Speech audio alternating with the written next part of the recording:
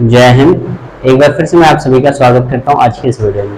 तो गाइस, आज हम लोग क्या करेंगे, इंट्रोगेटिव सेंटेंस का डिटेल इंट्रोगेटिव पढ़ेंगे। हम क्या पढ़ रहे थे, पास्ट इंडेफिनिट टेंस पढ़ रहे थे और पास्ट इंडेफिनिट टेंस में हमने असर्टिव सेंटेंस पढ़ लिया था और इंट्रोगेटिव सेंटेंस हम पढ़ रहे थे और इंट्रोगेटिव सेंटेंस में भी हमने क्या पढ़ लिया था, यस नो इंट्रोगेटिव सेंटेंस पढ़ लिया था, जिससे प्रश्न कैसे पूछे जा रहे थे, जिसका जवाब हम हाँ या ना में दे सकते हैं, ऐसे प्रश्न पूछे जा रहे थे। ठीक ना। अब हम क्या पढ़ रहे हैं, डिटेल इंट्रोगेटिव सेंटेंस, जिसमें क्या होगा, उसका जवाब हम किस में देंगे, विस्तार में देंगे, एकदम डिटेल में देंगे। ठीक ना, इसलिए इसे बोला जाता है डिटेल इंट्रोगेटिव सेंटेंस। तो चलिए स्टार्ट करते हैं। तो सबसे पहले पहचान क्या होती है, तो पास्ट इंडेफिनिट टेंस की पहचान क्या होती है, तो ता था, ती थी, ते थे। और या इसकी एक और पहचान हो सकती है, जिस वाक्य के अंत में या ई या क्या ये आ जाए, उसे ही क्या कहते हैं, हम पास्ट इंडेफिनिट टेंस कहेंगे। जिसमें मैं कह दूं, तुम गए, वह गया, राम सो गया, है ना। तो ये सब क्या है, अंत में या आ रहा है ना, तब भी वो पास्ट इंडेफिनिट टेंस कहलाएगा।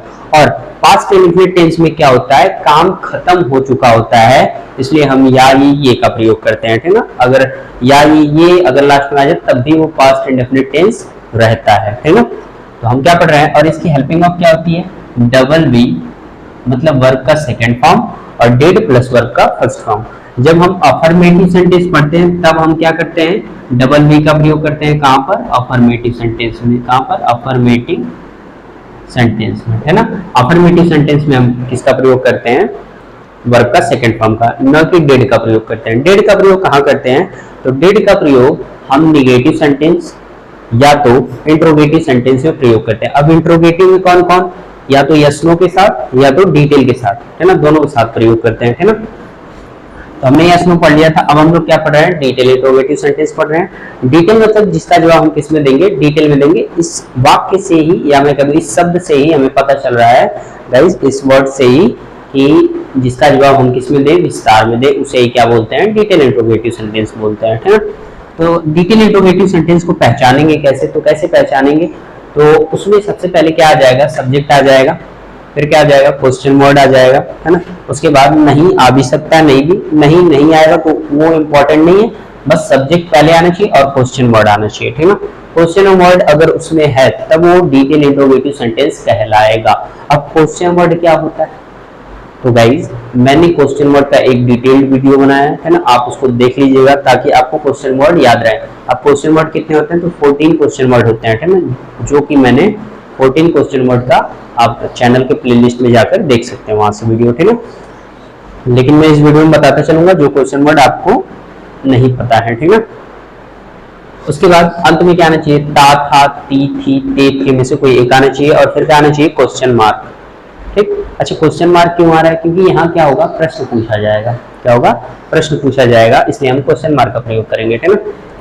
सिंटेक्स, सिंटेक्स मतलब होता है सूत्र, नियम या फॉर्मूला। तो इसको ट्रांसलेट करने का फॉर्मूला क्या होगा, सबसे पहले हम क्वेश्चन वर्ड रखेंगे, फिर क्या रखेंगे, डेट रखेंगे, फिर सब्जेक्ट रखेंगे, फिर नॉट रखेंगे, फिर क्या रखेंगे, वर्ब का फर्स्ट फॉर्म, फिर ऑब्जेक्ट, फिर अदर, और लास्ट में क्या रखेंगे, क्वेश्चन मार्क।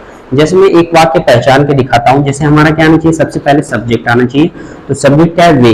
अच्छा, सब्जेक्ट किसे कहते हैं, जो किसी वाक्य में कार्य करता है। तो यहाँ घूमने जाने का काम कौन कर रहा है, वे कर रहे हैं, तो वे क्या है, एक सब्जेक्ट है।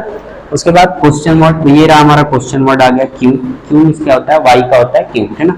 उसके बाद नहीं आ गया तो हम नॉट लगाएंगे, मतलब इसका प्रयोग करेंगे। अगर नहीं आता तो उसका प्रयोग नहीं करते, ठीक है ना। उसके बाद ता था, ती थी, ते थे में से कोई एक आना चाहिए, तो ये आ गया ते थे, और अंत में क्या आया, क्वेश्चन मार्क, है ना।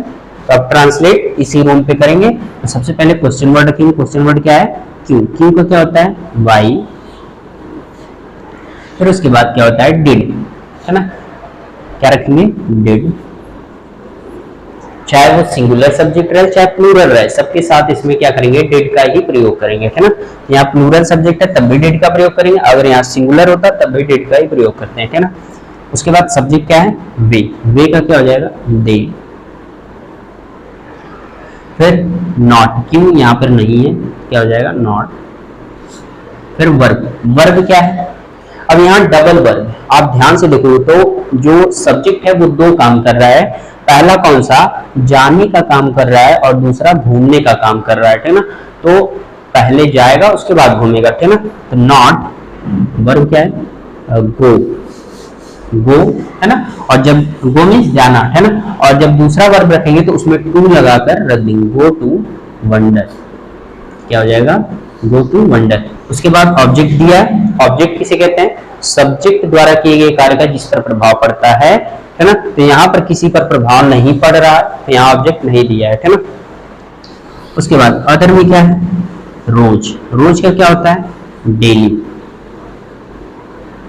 ठीक। अंत में क्या रहना चाहिए, क्वेश्चन मार्क, ठीक। तो सब्जेक्ट क्या बना, वे क्यों रोज घूमने नहीं जाते थे, तो क्या बनेगा, why did they not go to wonder daily, ठीक। ऐसे ट्रांसलेट करेंगे। ये हो गया हमारा पहला वाक्य। अब सेकंड वाला कैसे ट्रांसलेट करेंगे, तो पहचाने, सबसे पहले आ गया सब्जेक्ट, उसके बाद क्वेश्चन वर्ड, क्वेश्चन वर्ड आ गया कहाँ, कहाँ का क्या होता है, वेयर।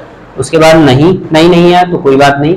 उसके बाद ता था, ती थी, ते थे, इसको ये कहना चाहिए, तो आ गया ते थे, ठीक। ट्रांसलेट कैसे करेंगे, सबसे पहले क्वेश्चन वर्ड, क्वेश्चन वर्ड क्या है, कहाँ, कहाँ का क्या होता है, वेयर। फिर क्या होगा, डिड। फिर सब्जेक्ट क्या है, हम का क्या होता है, वी। फिर नॉट, नॉट नहीं है तो नहीं लगाएंगे। उसके बाद वर्ब क्या है, वर्ब क्या है यहाँ पर, क्या, जाना और खेलना, दोनों वर्ब है, ठीक ना। तो पहले जाएगा तो गो टू प्ले, क्या है, गो टू प्ले। उसके बाद ऑब्जेक्ट दिया है, नहीं दिया है, है ना। अदर में क्या दिया है, वहां और क्रिकेट, है ना। तो go to play the cricket या गो टू प्ले देयर, क्या लगाएंगे, go to play there, there नहीं, पहले पहले क्या रखते हैं हम लोग, पहले अदर में रखते हैं क्रिकेट, है ना, क्योंकि थोड़ा ढंग, अच्छे ढंग से लगेगा, ठीक ना, कि where did we go to play the cricket, क्या रखते हैं, द क्रिकेट, क्रिकेट। फिर उसके बाद देयर, देयर में क्या होता है, वहां। और अंत में क्या लगाएंगे, क्वेश्चन मार्क। तो वाक्य क्या बना हमारा, हम कहाँ वहां, सॉरी, हम कहाँ वहां क्रिकेट खेलने जाते थे, तो क्या बनेगा, where did we go to play the cricket there, है ना। ऐसे ट्रांसलेट करेंगे, ओके गाइस। तो ये हो गया हमारा पास्ट इंडेफिनिट टेंस पूरी तरह से खत्म। और अगली वीडियो में हम क्या पढ़ेंगे, past continuous tense, okay guys. तो आई होप कि आपको वीडियो पसंद आया हो, मिलते हैं नेक्स्ट वीडियो में, जय हिंद।